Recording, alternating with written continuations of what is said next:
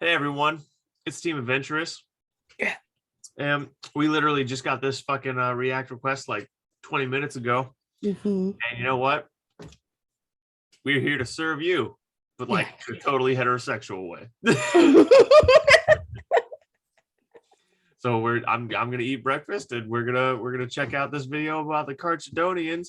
Who is this? On Zartac. Oh God, The space sharks. Someone with a deep, gravelly, masculine voice. Holy shit. Voldemort's Guide to Warhammer. All right, now you know the channel. Go give them some shine if by some chance you know me and not them, which would be weird because the audience discrepancy is massive.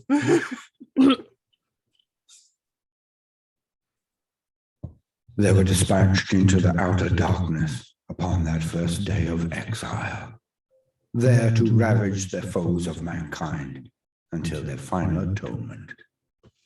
Their forgotten one gave them remit unbound to set about the traitor, the alien, and the renegade without mercy, and to harrow them in their places of strength. So began their long hunt. They hunt still.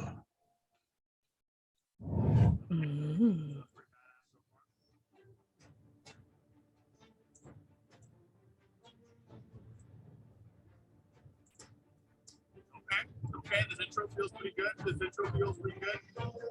My butthole's definitely warming up this guy.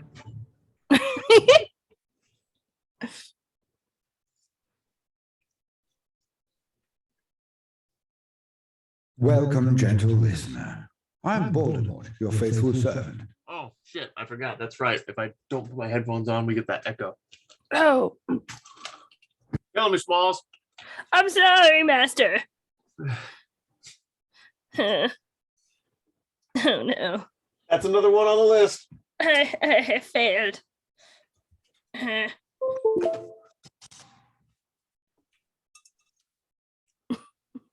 Oh, no. Hardware out. Hardware in. Just kidding. And I wish to introduce you here, to right? the important faces, factions, and forces of the grim darkness of the far future, where there is no time for peace, there is only time for war. And today, we have to deal with one of the fringe chapters of the Space Marines, the Carcharadons. Alas, I am still harboring my creative energies for some works I am writing at the present, so this is rather a meat and two veg kind of entry. I can only assure you that this format is certainly not to become the norm, and is only used to permit more to be done on the bigger entries, which I feel all enjoy. So, as usual, for the very basics, let us lean on existing wisdom. I rather like this. I think this guy's channel already. The Carcharadons.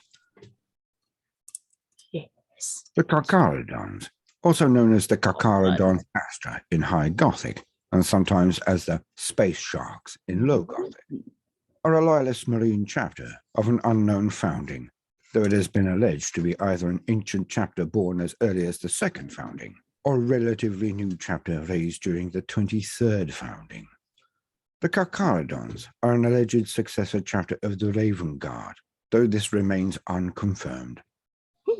They participated in the later stages of the Badab War, returning from the outer void to punish those they saw as traitors to the Imperium of Man and the Emperor himself. The Carcharadons have always been a fleet-based chapter, following the far rarer Nomad Predation pattern, rather than the more common crusading pattern adopted by countless other mobile Space Marine chapters. In recompense for their role in the Badab War and the tacit agreement of the Firehawks, the new masters of the Mantis Warrior chapter's territory in the Endymion cluster, the Carcharadons received permission to harvest new recruits from this promising group of feral and feudal worlds of the Maelstrom Zone. Ransacking the Mantis Warriors' hidden armories and bases, the Carcharadons then departed from the Ultima Segmentum, embarking again on their solitary crusade. However, since the creation of the Great Rift and the start of the Era Indomitus, the Carcharadons have been granted the Mantis Warriors' former homeworld of Oetheka to do with as they please. Ethica. The Carcharadons may actually be the same chapter as the space sharks. The term Carcharadons might simply be a fragment of their name translated into High Gothic as Carcharadons Astra for that same unit of Astartes. The founding of the Space Marine chapter remains shrouded. How I feel like I'm listening to something old. Thousands of standard years in the past.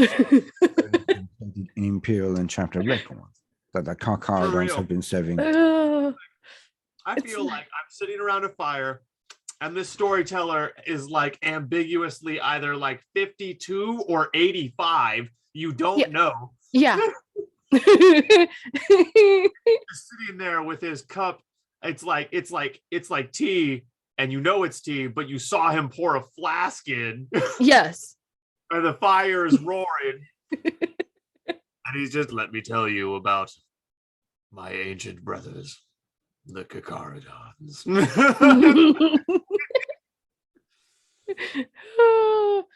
Oh man. Like, that's the mood, bro. That is 100% the mood. The Void Father, Ari, the Emperor, for 10 standard millennia. This alone would not be enough to warrant special consideration, but the Carcharadon mystery has not lessened in recent centuries. Rather, it has grown with each bloody deed and unexpected strike the Carcharadons perform. Now, the very name of the chapter is synonymous with the cold, dark depths of the void and the hungry predators that lurk within. The Carcharadons are a mysterious and enigmatic chapter of the Astartes, having forged for themselves a dark and bloody legend in the minds of those that survived the conflict known as the Badab War. Returning from the black void of space beyond the furthest reaches of the galaxy as strangers to both friend and foe alike, the Carcharadon sided with the Loyalists against those that would challenge the Imperium of the Divine Emperor.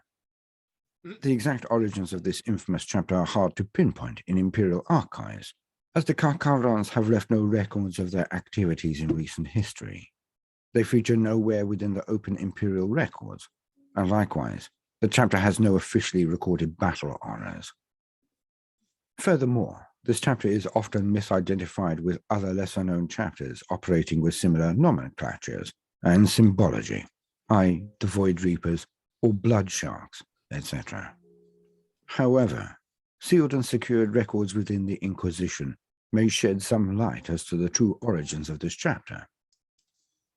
The oldest of these ancient treatises on the wars of the Imperium of Man may be found within the pages of the Mythos Angelica Mortis, written by the savant scribes of the Sectariat Militum of Terra, late in the 35th millennium.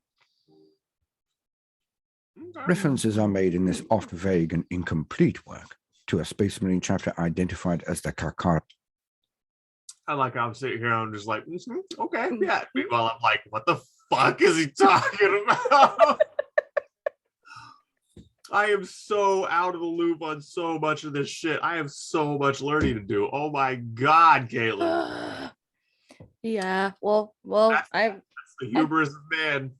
Yes. But I compiled a list of stuff that we need to read that are good to get started. So right, from the Redditses. Mm-hmm. Yeah, Gator. She found a list of stuff that's good to start with. You're slacking, bro. Astra.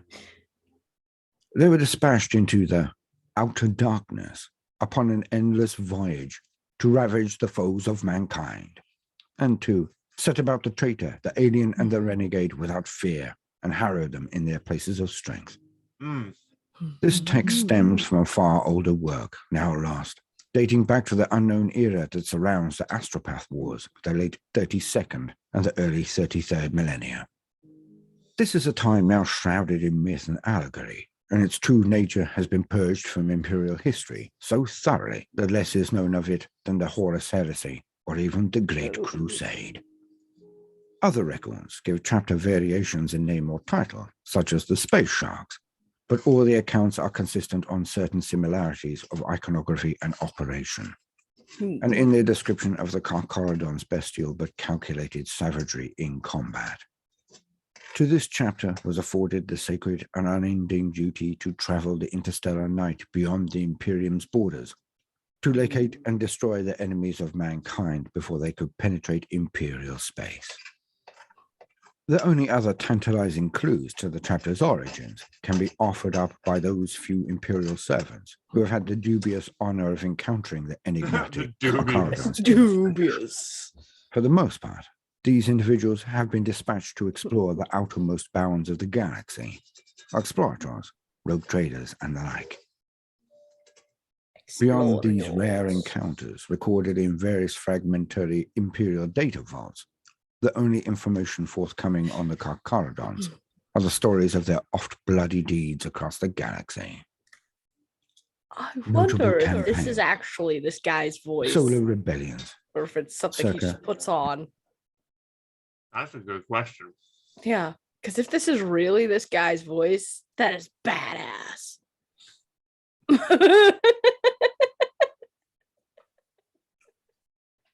Well, you know, Sam Elliott's voice is real. It's not Yeah. it. So Yeah.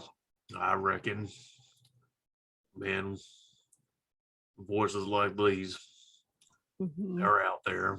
This man could very well have this voice all the in time. 32. Across 100 scattered systems in the western marches of the Segmentum Solar, Chaos cult uprisings led by a core of Chaos Space Marine warbands drawn from the Iron Warriors, Night Lords, and World Eater traitor legions brought entire planetary governments to their knees in a year of blood and I'll anarchy. take your news. With whole sectors on the brink of collapse, events took a dramatic turn when a combined force of the Adeptus Astartes emerged from the back depths beyond the spiral arm and launched a sudden and overwhelming attack directly upon the uprising's command. Though many loyal You Space can launch Marines this fell attack in upon my glory, uprising. the warlords of the were slain, and the uprising fractured into 1,000 localized rebellions, which were soon put down by local Imperium forces. Subsequent inquisitorial studies claimed that these Space Marines were drawn from several chapters, including the Carcharadons, Minotaurs, Death Eagles, and Angels of Absolution. Other evidence, however, including their estimated founding and projected deployment dates, contradict these assertions, consigning the entire event to conjecture. Oh no, not The conjecture. Astropath Oh Wars, no, that's circa 888 Millennium 32. just like using The details language of like this that, conflict though. remain unknown. Really They can be cements assumed that from the this is name like that a Astropaths were historical involved in document. some manner. The Pentarchy of Blood, circa 860 to 940 Millennium 33. During the dark and bloody episode of Imperial history known as the War of the False Primarch, which plunged the Segmentum Pacificus into anarchy and is now largely lost to myth and purged from the Imperial record. The Pentarchy of Blood was convened by the High Lords of Terror to enact their judgment. 5 chapters: the Carcharadons, the Charnel Guard, the Death Eagles, the Flesh Eaters, and the Red Talons, were used to systematically destroy 11 chapters of the Adeptus Astartes, judged Traitoris Perdita, and lay waste to their homeworlds, finally drawing the 8 solar decade-long conflict to a close. The 7th Black Crusade, circa You know what I've always 811, wondered? Millennium 37. How the fuck do their The purity 7th seals Black stay on Crusade their was armor? one of the crusades led by the infamous War Master of Chaos, Abaddon the That's a Despoiler, good question. Black Legion. Launched out of the Eye of Terror in 811 Millennium 37. When the That is Blood a Angels very good Space question. Marines battled against the chaotic horde at the world of Midian, Abaddon singled them out with implacable fury. He led a band of Cornate berserkers into the teeth of the Blood Angels' devastated positions. Even the Blood Angels' own assault marines could not dislodge the frenzied warband and recapture the bodies of their comrades. But there is an obscure reference to the Blood Angels being saved by an unidentified Space Marine chapter of mysterious origin. Written within the Canticle of Cassandria Lev, volume 106, is the eponymous Sainted Sisters High. Is it just me, or did it sound like he said 100 and sex? Yes, it did. But that's because of his accent. Mythologized and a bleak account of the War of the Seventh Black Crusade. Within them is found mention of grey-clad space marines who came from the outer night to aid the Imperium, and whose jagged war did swallow the stars, and whose black gaze did mirror the void of the oblivion. In the course of the Canticle, this chapter's ships set upon Abaddon's forces following the disastrous defeat and routing of the Blood Angels at Midian, and attacked the pursuing forces at St. Liv Rides, fell upon the servants of the Scald One with great fury from the darkness, unseen as the beast that lurks beneath the black waters, death from death, blood from blood. Thus were the sons of Sanguinius brought respite, and did turn upon their pursuers, and so were the damned traitors of the false god driven unto ruin. Images of these events can be found upon the walls of the crypto world of Hypacetus, created to house the honored dead of that war, depicted in repeated fresco and bas-relief. But curiously, the faces of the intervening space marines were depicted as obscured with featureless discs of black obsidian. Given the largely unknown history of the starfaring Carcharadons chapter, accounts of their activities can only be construed from recorded historical incidents and fragmentary records that are believed to have involved the Carcharadons on balance of evidence. This notable engagement is listed by imperial savants as probable encounter recorded sighting of this notorious chapter. The Angevine Crusade. So 322 to 384 millennium. And correct me if I'm wrong, if you've caught something that contradicts this, but I'm hearing like ghost bounty hunter mercenary chapter. Yeah. Like no one knows where they are, no one knows where they've been, no one knows what they do. They just show up places, and if they show up, you're fucked. Yes, they show up, they kill things, do the destruction, and then leave. That's all I hear. Yeah, pretty much. 39. During the Angevine Crusade that conquered the Calix Expanse and founded what was eventually called the Calixis Sector, the rogue traitor Basil Horothis led his ship, the Star Avenger, and a considerable force of naval armsmen against the debased Tukari pirates on the world of Loth. However, Horothis found his forces much reduced in the fighting on that world of perpetual night. During the eternally roiling clouds, and illuminated only by the intermittent flashes of lightning, the rogue trader's armsmen suffered greatly from the savage hit-and-run raids of the cabal of Shadowed Thorns. Even as Horothis realized his error and made plans to withdraw from Loth's accursed surface, the cabal of Shadowed Thorns struck the Stark Venger. A sudden attack from a flight of razor-wing fighters crippled the cruiser's main drives, slewing the starship out of low orbit. The damage left Horothis with only one choice. Testing his considerable skills as a ship handler, he attempted planetfall aboard the Venger. The ship did not reach the ground easily, and only through the considerable skills of Horothis and his master helmsman, Orgef Keel, did the Venger survive at all. However, their landing left them in an arguably worse predicament than mere death. Trapped with their breach vessel, Horothis and his crew found themselves surrounded by capricious foes. Quickly, the Drukhari encircled the ship and its hastily thrown up defensive fortifications, striking at random to kill and capture slaves. All Horothis could do was send out an astropathic plea for deliverance and use the ship's batteries in an attempt to keep the Xenos pirates at bay. After a solar month, the Venger's guns were all but spent, and many of her crew whisked away into the darkness. Not the darkness. No. The cabal of Shadowed Thorns grew bold and began to press a sustained attack into the downed void ship. The fighting reached the bridge, but as Horothis and his retainers struggled desperately against a press of cavorting witch gladiators, help arrived. Suddenly, 2 bolts of bruise-colored lightning split the mass of witches, slaying some outright and scattering the rest. The strikes left behind 2 hulking, grey-clad figures, fuming with hoarfrost and reeking of ozone. Without a pause, No. the two Space Marine No, Terminators poured hoarfrost. into the witches with hissing lightning claws. In moments, the decks Yo, were that dude's slick with face looks gore, deformed as and the fuck. panicked remnants were fleeing Yeah. for their lives. The same happened all across the vessel.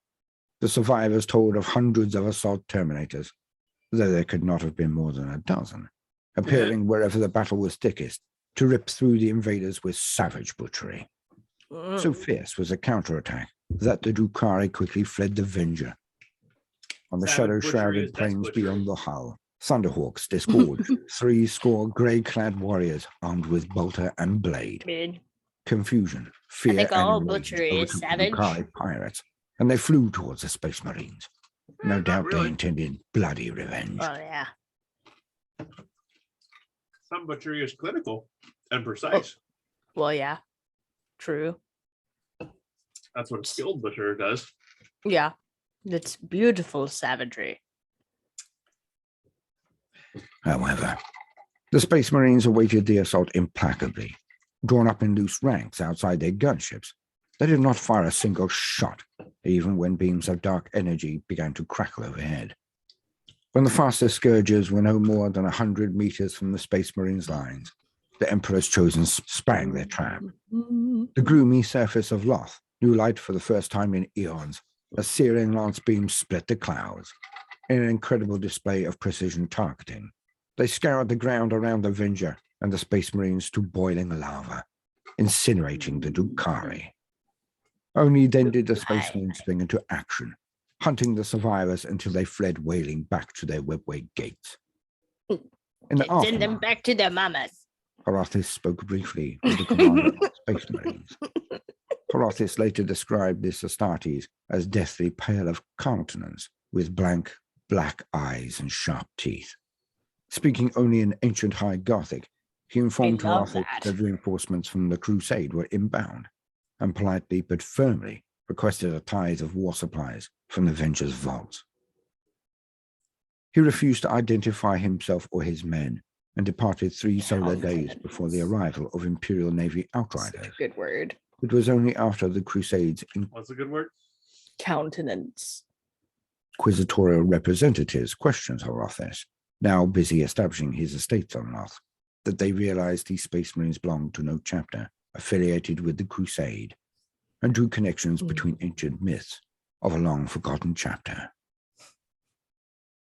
Battle of Zartac, circa 800, millennium 41. On the imperial prison world of Zartac, a warband of night lords and their demonic allies descended to harvest the planet's population for sinister ends. Imperial personnel and the most world's sinister. arbitrators were swiftly cut off and butchered by the insidious traitors. The plant, however, was also a target for the Carcharadons, who intended for Zartac to be a source of their latest red ties. A ferocious battle erupted in the shadows of the underground prison, where the skills of both groups were put to the test. Corridors and mineshafts ran red with transhuman blood, as the Night Lords were gradually cornered and rooted out. The final battle was met in the prison's primary geothermal sink shaft, where the Night Lord's leader was killed alongside his bodyguards, and a demonic ritual was narrowly halted by the Carcharadons' chief librarian, Te Kahurangi. The remaining Night Lords swiftly retreated. The traitors dealt with, the Carcharadons commenced the tithe of the prison, and within solar days, the only soul left alive to tell the tale was a single traumatized and blood-soaked arbitrator, surrounded by countless dead bodies. Oh my. War in the Oh depths. my. Circa 800, millennium 41. As the Turner 5 fleets are inextricably drawn to the light of the Astronomicon, the Carcharadons saw themselves engaged in an escalating war of attrition with the endless spawn of the great devourer on the edges of the galaxy. The Tyranids attacked not from the eastern fringe as their previous brethren, but now approached from beneath the galactic plane into the soft underbelly of the Imperium. Though the Carcharadons succeeded in annihilating countless splinter fleets as they approached the galaxy's edge, even the stoic Tyberos himself saw that this chapter's actions were merely a stopgap against the encroaching menace of High Fleet Leviathan. The Devourer denied, circa 800 millennium 41. The cult of the Star Saints was a massive gene stealer cult infestation that had contaminated every level of the society of the Shrine World of Piety 5. The cult's psychic signal was so potent that it actually began to lure in a tiny below the gap. I don't know how, but what happened there is that Space Marine got a hold of Gut's sword, Dragon Slayer. Yeah. Because that's Dragon Slayer. Yeah. Galactic plane. The Tyranid numbers were so great that Tybros saw his chapter faced almost certain extinction. Calling upon ancient pacts, the Carcharadons besieged a renegade Astartes chapter, the Ashen Claws, to aid them. Meanwhile, the third company of Carcharadons, under Captain Baal Shah, was dispatched to Piety 5 to quash the infestation. Tybros hoped that terminating the psychic signal of the Gene Stealer Patriarch would be enough to turn back the encroaching swarm. I said to quash it. Quash it good. Quash it. That's what he said. Yes. Provoking the cult into a general uprising, the Carcharadons cut through thousands of cultists until, by sheer force of numbers, they were surrounded and forced into a last stand inside Piety 5's primary Imperial Cathedral. However, this was all according to plan, as Baal Shah unleashed not only his Terminator squads, but also an ancient Contemptor pattern dreadnought that ripped through countless screeching mutants. Such bloodshed finally drew the Patriarch into the open, where the foul creature was obliterated by a third company librarian. The death of their leader threw them in inhuman filth. Like, yeah, don't fuck with librarians. These librarians in the Space Sharks chapter. Like, don't you fuck with me or my books. Kill all of you. Well, hey, it really do be like they broke that. Themselves upon the anvil of great ceramic armor. The hammer blow came from the sudden arrival of Ashen Claw's reinforcements, and within solar hours, the cult of the Star Saints was grounded down and forced into retreat.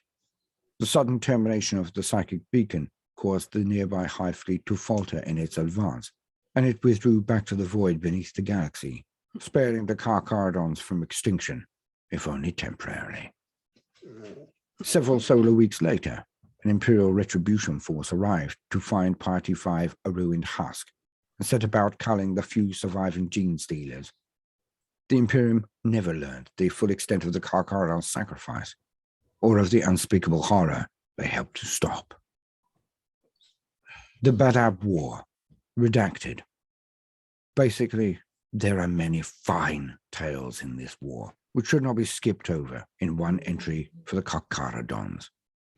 The Badab War is a complicated thing, and a tale worthy of the telling. I do not feel that we should spoil it with this entry here, with a brief overview. How dare you! You're supposed to tell us all the things. Quasaran Massacre, 910, Millennium 41. No! The event that became known in Imperial records as the Quasaran Massacre was discovered by an Imperial Navy patrol in 910, Millennium 41. The wreckage of a smuggler's base was discovered in the dust wastes of the forlorn world of Quasarat II. Within the base was a nightmarish scene of carnage and destruction rarely witnessed before by mortals. A bloody battle had been fought between two sub-company-sized forces of Space Marines from the Executioners and the Carcharadons chapters. These two chapters, both infamous for their savagery and unyielding stances towards their foes, had fought each other to mutual annihilation. Well, damn. The base around them was ripped apart, its former inhabitants now mouldering into dust. Many of the bodies of both sides showed signs of having fought on despite suffering horrendous wounds, severed limbs and massive trauma that should have felled even an Astartes, and several were found locked in deathly, gore-spattered embraces, striking at their foes with their last ebbing strength. It is not known which chapter's last warrior survived to the end to claim a bit of victory. Neither chapter has acknowledged any survivors of the massacre living to tell of what happened at Quasarat II. The Indomitus Crusade. Damn. It's The like world of Budar V was home to the Imperial Castellus Sanctic Citadel.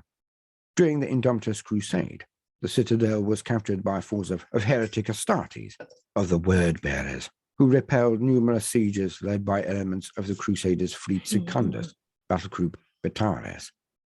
When the traitors Diabolists began to summon demons, they were all slain in a sudden strike by Carcharadon Astartes, under the command of Company Master Manfor, whose strike cruiser Martahe had allied itself with fleet Secundus, coming and going from the void as the Company Master willed. Chapter Organization. As previously mentioned, what few imperial records exist about the Carcharadons suggest that they are entirely fleet-based, which in turn would suggest that they have fundamental differences from most more conventional Space Marine chapters. Their long isolation may also have an effect on the chapter's war gear. The few starships observed to be serving the Carcharadons were wildly different in design, and even the era of their construction, indicating the chapter likely makes use of whatever vessels it can find, and performs extensive modifications and repairs in order to keep them sailing as long as possible. This carries over into the individual battle brothers as well.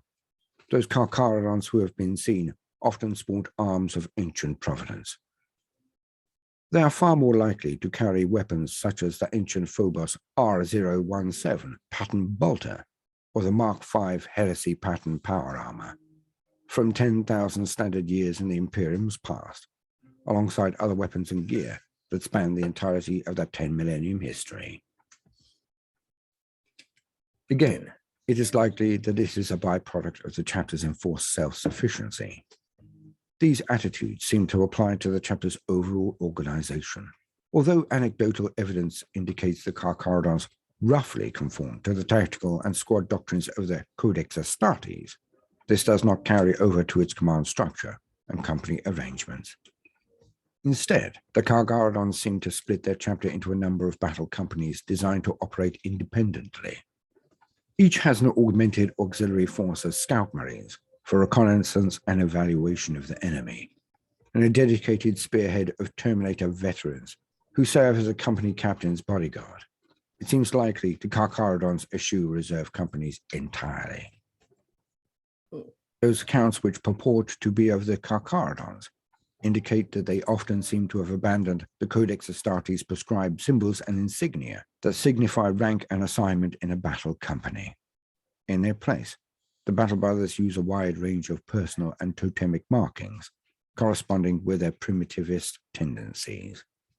This is naught but conjecture, however, as again, the Carcharadons are quite unwilling to discuss the intricacies of their chapter's organization.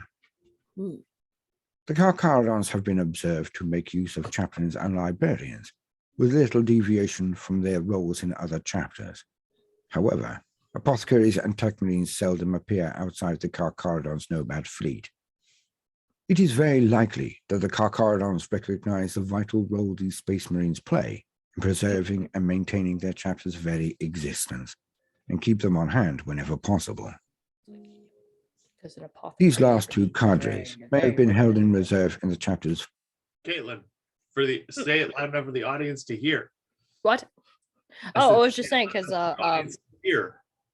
Yes, I was just saying because apothecaries and librarians are very important. Fleet are not uncommon practice for fleet-based chapters who spend long periods in isolation. This structure puts the effective strength of each company as around 100 to 120 initiates and 20 to 30 neophyte scouts, although the exact size and disposition of the Carcharadons chapter as a whole remains unknown.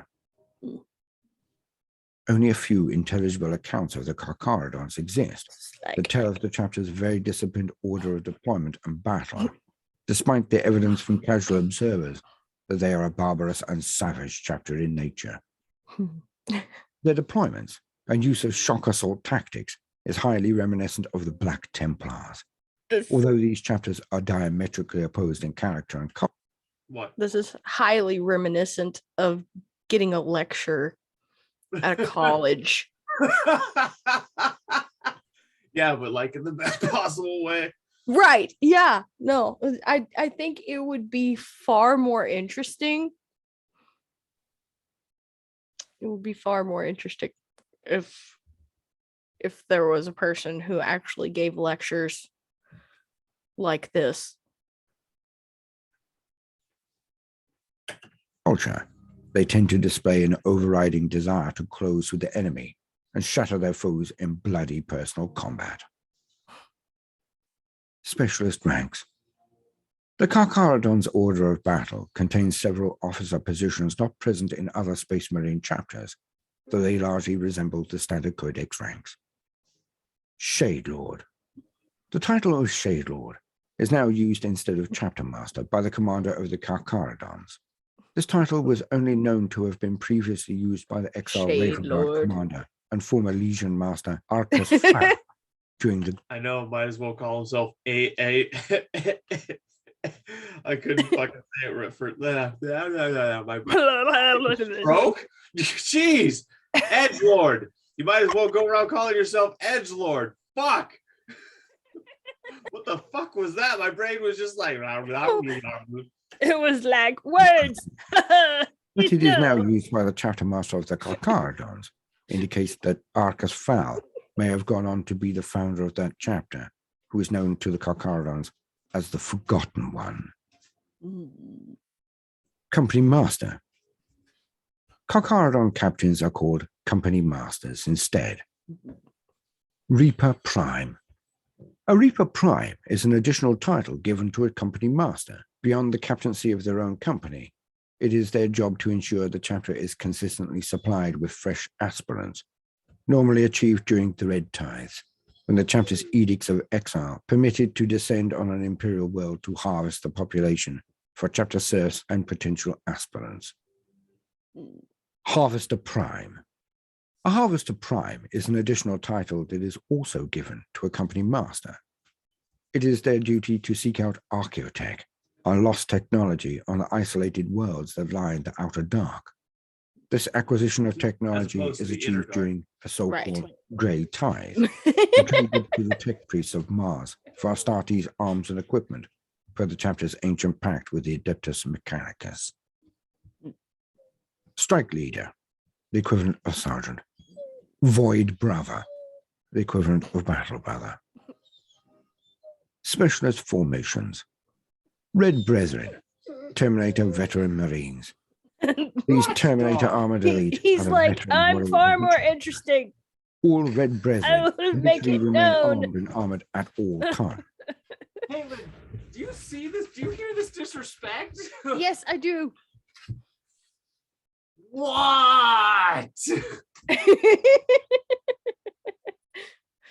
Oh, he's like, look at me. I am glorious. My big dumb dog face. He's like, I will be famous. I will be Bo. The big black bastard. He's like, all will love me.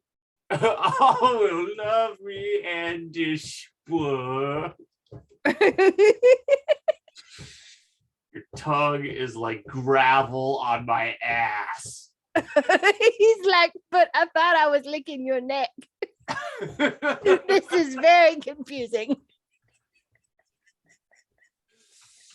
The battle plate they wear is heavily inscribed with exile markings and often hung with a yellow predator incisors that are collected by some Carcharadons. In most chapters, members of the veteran First Company were often seconded to battle companies to supplement their fighting power. In the Carcharadons Astra, they serve an additional purpose. Utterly loyal to the incumbent Shade Master, they are deployed on the most vital missions, usually tithings, to ensure that the overriding objectives are met and chapters' needs satisfied. The Carcharadons' mode of warfare means that individual companies can spend Terran years separated from the main Nomad Predation fleet. In such circumstances, the Red Brethren are responsible for seeing the orders of their chapter master carried out.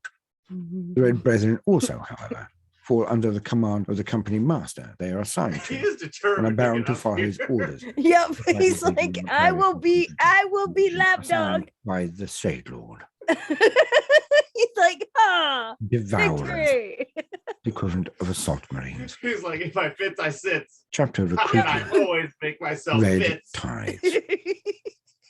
It is the duty of a Carcharadon's Reaper Prime, beyond the duties of the captaincy of He's their like, company, I to will ensure steal that the the chapter show. is constantly supplied with fresh aspirants. This was normally achieved during the so-called Red Tides, when the chapter's edicts of exile permitted it to descend on an imperial Oh, world God. and harvest the population. All of them. The The vast majority of those taken would go on to become My slaves and serf laborers in the chapter's great fleet, providing the means by which the Carcharadons Astra could continue to function in exile. Those of the right age and temperament, however, would undertake the trials. Few would survive to become 10th Company initiates. Oh, The degree of attrition during the induction process was higher even than those of most space Sorry, what? Okay.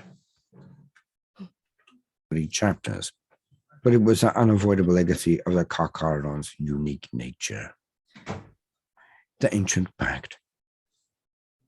The ties, however, are not the only means of recruitment.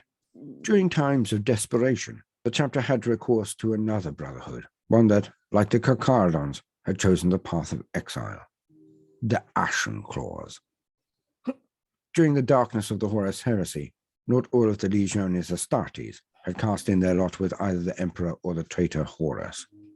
The Ashen Claws, formerly the Raven Guard's 18th chapter, had despaired at the chaos engulfing the galaxy, and their own Primax disgust at their past slaver practices. They had turned against both the Imperium and the forces of chaos, unleashing devastation on the Night Lords and their home sector of Nostromo. Afterwards, they had slipped away, disappearing from both Imperial space and those records that survived the Horus Heresy's carnage. Few now living know they still exist, let alone where they made their home. The Carcharadons Astra are among those few.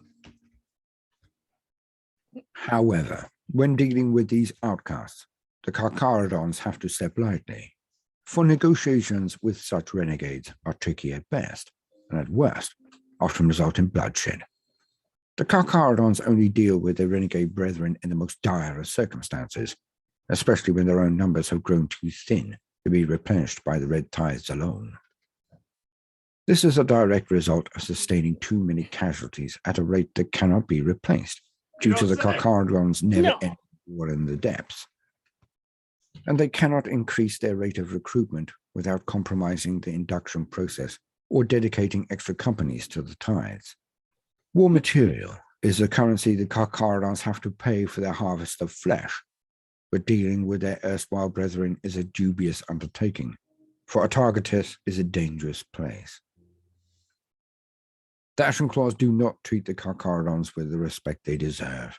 The Ashen Claws master will often try to provoke the senior officer of the Carcharadons sent to deal with them, taunting, setting the Carcharadons' representative against each other, seeking to cause them to act rashly, so that their hand in the negotiations will be weakened. Grey ties. It is the duty of a Carcharadon's harvester prime, beyond the duties of the captaincy of their company, to ensure that the chapter is constantly supplied with arms and equipment. They are also responsible for seeking out ancient archaeotech on long-lost worlds that lie within the vast void of the outer dark. This acquisition of technology is known as the Grey Ties. Through ancient pacts with the tech priests of Mars, the Carcharadons trade this lost technology for weapons, power armor, equipment, and even vehicles. In times of desperation, the Carcharadons do not always adhere to the terms of their ancient pact with the priests of Mars, and will often use the Grey Ties as a means of leverage when negotiating with their renegade brethren from the Ashen Claws for the acquisition of fresh initiates. Chapter equipment. During previous engagements, the Carcharadons chapter demonstrated a number of highly distinctive traits and trappings that set them apart from their brethren fighting on both sides of any conflict. Their equipment was observed to be of ancient provenance.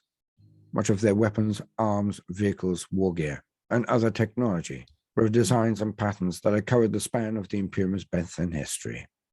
He already mentioned Like this. many of their fellow chapters, The Carcharadons have been You already observed mentioned that. making use of Yeah. librarians within their ranks, with little deviation from their roles in their other chapters. Most chapters train and test chosen psychers, following the ancient ways laid out in the Code of Communities. Librarians of the Carcharadons are trained in this way, and, with few minor traditional variances, have been taught to live by the word of the code. My headphones. I can't hear. Oh no! A number of unique psychic abilities only used by the psychers of their chapter. Oh no! Yeah, From the depths. The Carcharadon's librarian clouds the minds of his adversaries with a choking mental darkness, amplifying fear and surprise so they paralyze. Their minds rise with images of watery depths of numbing cold and rising pelagic shapes, leaving them vulnerable to assault. Rending more. The librarian comes forth, the avatar of a great oceanic predator, whose maw erupts from the very ground beneath the enemy. The very stones and earth reform into the shape of jaws and teeth that snap shut, consuming all within in a shower of gore. Chapter Combat Doctrine. Tactically, in the Bad War, the Carcharadons operated almost exclusively It's like as a I will bore you to any death kind of protracted by engagement reciting to you whenever the most possible. boring piece of history Preferring that to ever approach the was target piece of either with history extreme speed or by stealth, which allowed them to strike for the longest period of surprise time as whenever possible. until you literally go mad. Those few who observe a Carcharadon assault and live will be forgiven for assuming that they are mindless berserkers, unconcerned with tactics or planning. In fact, the Carcharadons rely on a series of tactics that at their very heart are both simple and reliable. As you should. Though the Carcharadons seem both competent and familiar with armored vehicles, the core of their tactics rely on large detachments of mobile Space Marine heavy infantry. In this way, the Carcharadons make use of the bloody prowess of their combat brethren to carry the day in battle. The Carcharadons often endeavor to be the initiator of combat actions and prefer not to fight on the defensive. Tactical operations often begin with a battle company using its integrated scout marine forces and other reconnaissance units, such as land speeder and bike squads, to probe enemy positions and identify weak points and any target with strategic value. Once identified, the main Carcharadon forces hit these points with overwhelming attacks, eschewing preparatory bombardments or armored spearheads in favor of complete and overwhelming surprise. They may use drop pods, thunderhawks, or mass teleportation to make these attacks, and the assaulting forces are often a mix of tactical and assault marines, as well as Terminator veterans. Depending on the success of these assaults, the Carcharadons usually follow two responses. If the target position proves well defended, the Carcharadons withdraw. These withdrawals happen almost as quickly as the prior assault, and the Carcharadons fade from the battlefield like ghosts. They will patiently reevaluate the strength of the enemy positions, then launch another lightning assault at a different point they perceive to be weak. Eventually, one of these assaults succeeds, and then the Carcharadons press the attack to the hilt. Once they commit fully, they dig deep into the enemy's vitals, endeavoring to do as much damage as possible, especially to vulnerable rear areas, as quickly as possible. So basically, At this they point, show up the and first viewer of the okay, that doesn't work. Huh? Basically, what now? I said, so basically they show up in one area and are like, psh, psh, psh. Okay, that didn't work. So then they show up somewhere else and are like, psh, psh, psh. No, okay. And then finally, when they figure it all out, they're like, whoa. And then it's just all over. Carcharadons is all too apparent, and little survives at this stage of the assault. The Carcharadons prefer fighting at close range, either attacking with point-blank weapons fire or in melee when they have broken through the enemy line. There is one melee is more fun. Disturbing detail about the Carcharadon assault. Fuck that. Their battles are conducted Shoot 'em in and get it over complete with. silence. Right. It's like, but Any what commands about the from smashing and the people crashing? transmitted over a locked and encrypted vox Blood Funny and just... that in the bedroom. net. From issuing any word or sound to friend or foe. To see such carnage enacted without a word or cry is chilling, to say the least. When undergoing boarding operations during ship-to-ship void battles, the Carcharadons are known to employ an ancient and crude but unique weapon known as the Ursus Claws, large barbed lances that are the size of smaller escort ships in their own right. Oh my. Fashioned like massive harpoons, these lances puncture through an enemy's vessel's hull, and once impaled, the men's spears become active, locking to their prey's ravaged insides with magnetic strength. With malicious slowness, the Carcharadon vessels can then recall their spears, as the lances ratchet back towards the vessel that fired them, dragging them home on massive chains. Once the doomed vessel is within reach of the Carcharadons, they then disgorge their Astartes into the bowels of the impaled enemy ship, and the blooding begins in earnest. This technique was first pioneered during the Great Crusade by the barbarous and bloody-handed World Eaters Legion. Chapter Bliss. Despite their long isolation from the Imperium, the chapter and its battle brothers seem deeply, almost incredibly loyal. Most of the Carcharadons encountered have shown reverence for the Imperial creed and places of Imperial worship. Many also make a habit of carrying devotional items, such as prayer skulls, on their war gear. To the Carcharadons Astra, the Emperor was Rangu, the Void Father, sire of the Forgotten One. Like the Carcharadons, his vigilance was eternal, a beacon in the night, the bane of the encroaching shadows. The chapter had left humanity for the emptiness of the outer dark. I know. It took me a minute to realize it was actually a face. Until he did so again. Because it started at the top, and I was like, wait, what am I? Wait, that's a head. It's a face. It has eyes. The eternal crusade into the darkness be brought to an end. But it's like... The Carcharadons Astra are a faithful brotherhood, even by the standards of the Adept of the Start. My face back on. It's an old one, older than the superstitions and misbeliefs of the current imperial cult. Theirs is not some blind faith based on hollow praise and lavish donations.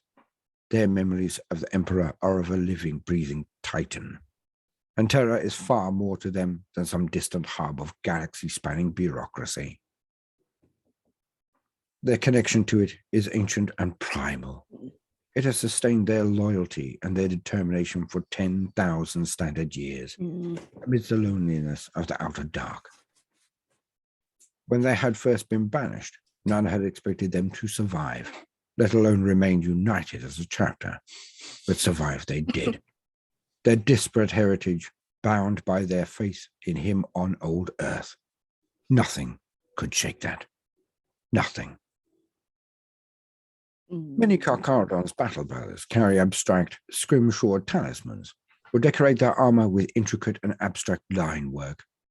These talismans, etchings, and traceries often depict highly stylized images of fanged Moors, death's heads, oceanic predators, and the like. This primitivism likely evolved as part of the chapter's unique and impenetrable culture over millennia of isolation. The Carcharadons also hold great respect for the chapter's war gear, for it is forbidden for a lower-ranking Void Brother or Chapter Serf to lay even a finger upon the war gear of a higher-ranked Astartes. This taboo is referred to by the chapter's battle brothers as tapu. However, all this stands in contrast to the savagery they show to their foes. Merciless is perhaps the best descriptor for the Carcharadons in combat, but even that does not describe the depths of blood-soaked slaughter to which they are willing to descend. They fight with wild abandon that could make even the most impetuous Space Wolf's blood core take pause, and they do not ask for or grant mercy to their opponents beyond a quick, though seldom clean, death. In a way, they seem to see the universe very much in terms of black and white, enemy and ally. Anyone who stands against the Imperium, for whatever reason, can only expect a brutal demise at the hands of the Carcharadons. The fragmentary records of the Carcharadons indicate that the chapter has no set homeworld. This is not uncommon for Space Marine chapters. The renowned Black Templars chapter, for example, operates solely from its substantial war fleet as part of a perpetual imperial crusade. However, the Carcharadons do not appear to follow the crusade chapter pattern of operations, relying instead on a much rarer operational strategy known as the Nomad Predation pattern. The Nomad Predation pattern evolved in use by Space Marine chapters and certain rogue trader fleets operating beyond the Imperium's borders for extended periods of time. It refers to an entirely self-contained force that can sustain itself without Imperial support whatsoever. A Nomad Predation fleet may contain as many support vessels as true warships, or it may contain void ships capable of both combat and maintenance repairs. The second possibility may be more likely in the case of the Carcharadons, given the bellicose chapter's propensity Yes, to it's combat. like so it much is likely stuff. they would tolerate vessels in their fleet's ranks that could not hold their own on the battle line. Like I said, it's like A like Nomad a college Predation lecture. fleet voyages endlessly, pausing only to identify and engage its foes.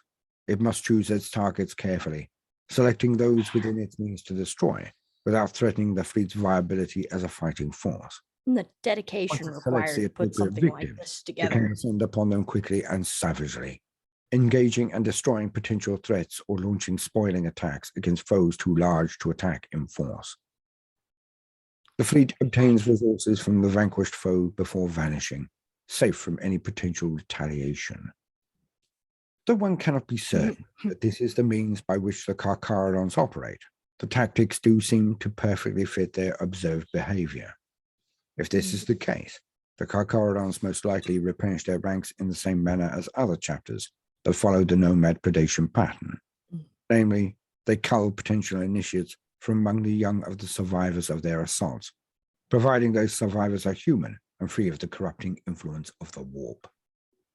This culling for potential aspirants is known amongst the Carcharadons as a red tithe. These initiates must be subjected to intensive psycho-hypno-conditioning and other harsh procedures designed to strip away any past loyalty, replacing it with the will and attitudes of the Carcharadons. If they successfully pass their initiation trials, initial surgery, and indoctrination, these initiates become Scout Marines. When not training with their fellow Scouts, often they will be attached to one of the chapter's 9 battle company commands in order to gain combat experience. After being bloodied in battle over the course of a solar decade or more, they will begin to earn their first exile markings, jagged tattoos that often spiral in loops up their bared forearms and across their pale, shaved scalps. When they are on the cusp of becoming full members of the chapter, they will eventually leave behind the numbered designations all Scouts are known by in favor of a true void name, swapping their grey carapace plates and black multi-weave fatigues for the coveted power armor of a full void brother. Nobody knows for certain what Primax gene seed led to the creation of the Carcharadons. Opportunities to study the organs involved had been exceedingly rare, and the Carcharadons themselves are singularly unhelpful in this regard. The only clues to their origin that the Death Watch have are from a gene seed extraction performed on a slain battle brother recovered from a massacre site. The body was purportedly from the Carcharadons. The apothecary who performed the extraction later noted that the gene seed seemed untainted, if subject to some long-term degradation. More interestingly, the gene seed bore several genetic markers reminiscent of the Raven Guard bloodline. These markings are uncommon, and a link to the Raven Guard would explain several other details about the Carcharadons as well. The appearance of all Carcharadons shares some singular details. They have greyish pale skin and an almost death-like pallor. Some of the most venerable and ancient Carcharadons have liquid black eyes, without iris or sclera. Beyond this, however, there are no common phenotypes amongst encountered Carcharadons. This suggests that the Carcharadons do recruit from a wide variety of sources, and that their skin and eye mutation is a result of their gene seed alterations to their phenotype. These traits are similar to some of the physical traits of the Raven Guard.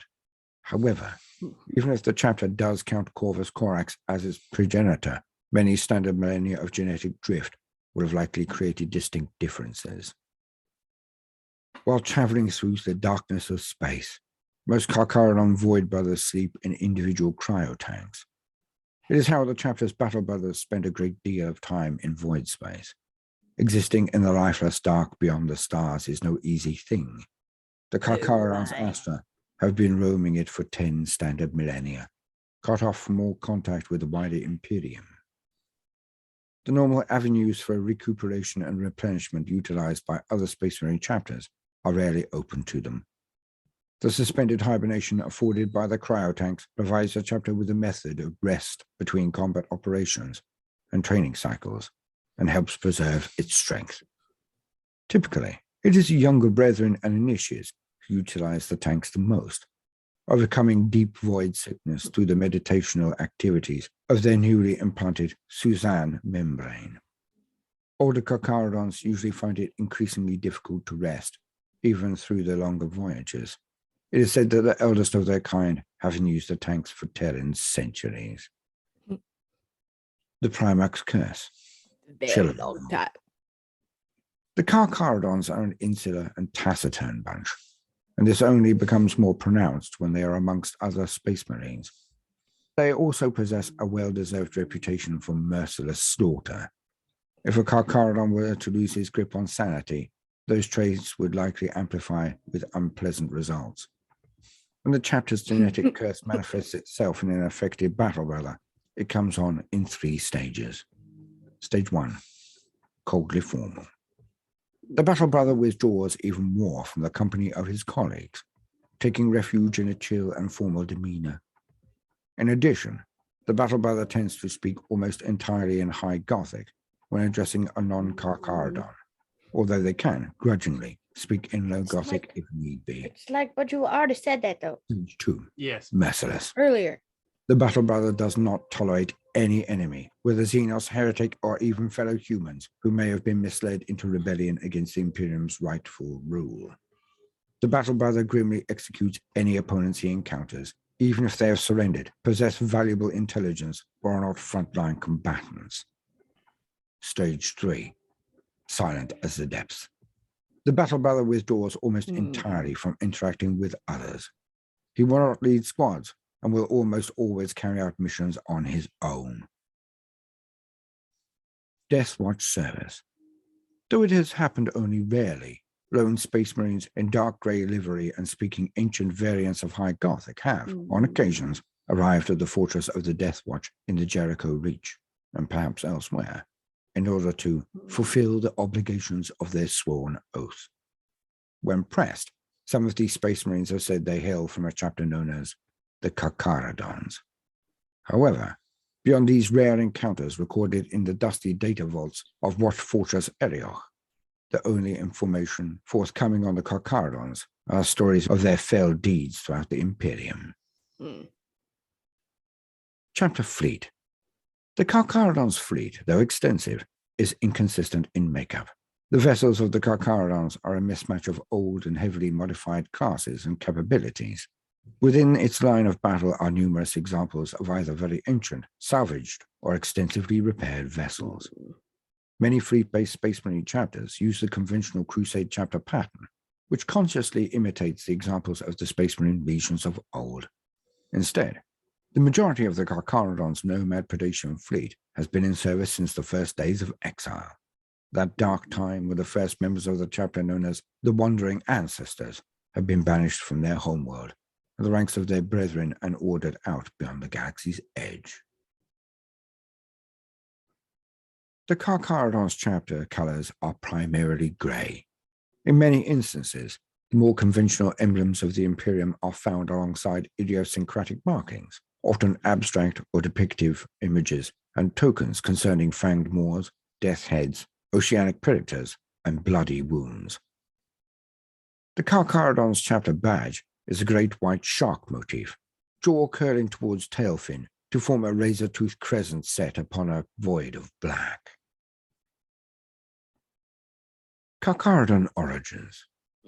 Though not officially confirmed, it is implied through various sources that the Carcharadons are likely a successor chapter of the first founding Raven Guard Legion. Their origins might harken back to the bygone era of the Great Crusade. At the time, the so-called Shade Lord, Arcus Fowl was the Terran-born Legion Master of the 19th Legion before they were reunited with their long-lost Primarch, Corvus Corax, on the World of Deliverance. Once given command of his Legion, Corax began to impose the style of war he had preferred upon Lycaeus over that which had defined the 19th Legion of old, particularly by purging the more cold-blooded ways of the Terran Zartac tribes, which had once defined the Legion culture after its founding on the throne world. The Legion had so often served as oppressive, repressive, and occupation forces that Corax saw in some of the Terran members of his Legion something akin to the slavers of Lycaeus. Several of the Legion's highest-ranking officers were displaced or reassigned to non-command roles, including the Shade Lord, Arcus Fowl, who had commanded the 19th Legion for 3 Is solar it weird that that's slightly cute? Under the Primarch's I guidance, think it was supposed distilled to in be a that series way. of battle mantras, the Raven Guard developed their skills to preternatural levels. It's A small number of mostly Terrans like, oh, had been assigned to many Oh, of little these shark posts demon. beyond the fringes Oh. of the Imperium, some kind in of independent adorable, Nomad but fleets, at the same time others slightly posted terrifying. in rogue trader militum, or other so-called lone wolves. One of these fleets was in fact led by the Legion's former commanding officer, Arcus Fowl, on the direct order of the Primarch when Corvus took over the Raven Guard. What became of the Shade Lord, his fleet and the other elements may never be known, and the fact that Corax appeared to have made no effort to recall them suggests that he considered a body apart from the bulk of the 19th Legion. End quote. Now, no matter what you do today, do try to make some time for fun. Toodaloo. Toodaloo. Yes. And I will say though, in review, I have noticed if you want to learn about the lore in a way that is like getting a collegiate format, because this was very much collegiate format because of all of the repetition, and that was something that I noticed over this. So yeah, if you want to actually absorb and retain the information, I would have to say that Personally, I prefer Luton personally. There was something about this guy's voice. It was almost hypnotizing. Yeah. And so I'm not going to lie. I think I retained like half the info in there just because I was like sinking into his voice. Yeah. Like it might all be tucked away in my subconscious, but I don't remember shit. Right. Yeah. Well, right now, but until you have to actually use it. See, because that's the beauty of getting lecture from like old proper professors. Okay. Because they have this thing where they would do their voice a certain way to get you to actually listen. And then it would just all cement itself subconsciously. And then when it comes time to actually apply it practically, except you have it. Except this is a bunch of like made up Right. about a fake thing that doesn't actually exist. So I'm never going to get to use it practically. I mean, unless, you get in with people who also use it and have to just randomly like get into a discussion with people about, all of this stuff, and then just randomly out of nowhere, it's all gonna pop out of your mouth. I think you're bullshitting yourself. I don't remember anything that he just said. Not right now, no. Except for exceptionally brutal, nomads. Not much is known other than exceptionally brutal nomads. Well, because from what I can remember of it, so if I can put it in order, there are certain factions with which that they do speak ancient Gothic, and some with which that they don't. either because they respect them or disrespect them. They only begrudgingly speak in anything other than ancient High Gothic. Yeah. And they're very much like to show up very quickly and leave very quickly, but when they do show up, you are fucked because they just show up and are like, psh, psh, psh. Okay, if that didn't work, we're gonna go over here and but you're not gonna be able to catch us. And then when they find the place that is the weakest, they're just like and it's all over. You already said that. Yeah, I did. And then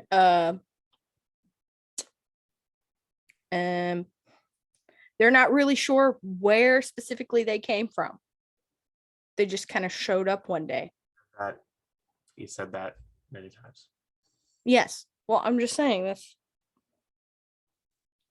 because we're reviewing what we remembered from the whole thing. Hey, Caitlin. Right? Hey, Caitlin. Yeah. Guess what? What?